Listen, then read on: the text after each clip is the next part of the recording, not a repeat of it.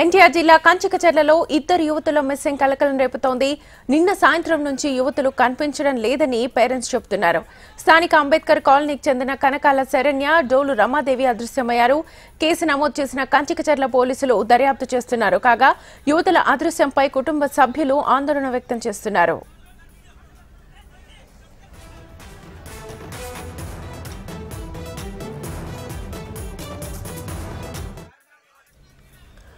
ఎన్టీఆర్ జిల్లా కంచికచర్లలో ఇద్దరు యువతుల మిస్సింగ్ కలకలం రేపుతోంది. మిస్సింగ్ కి సంబంధించి ఫుల్ డీటెయిల్స్ మా ప్రతినిధి కాంతి అందిస్తారు. కాంతి,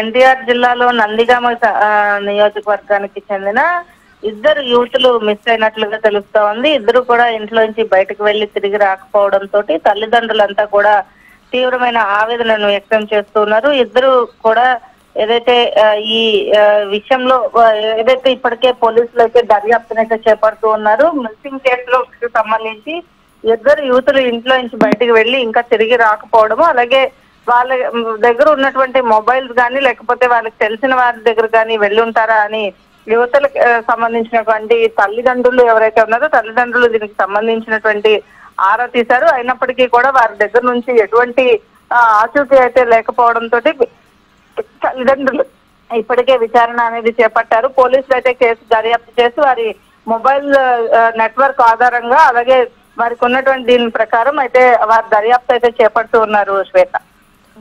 రైట్ కాంతి, థ్యాంక్ యూ.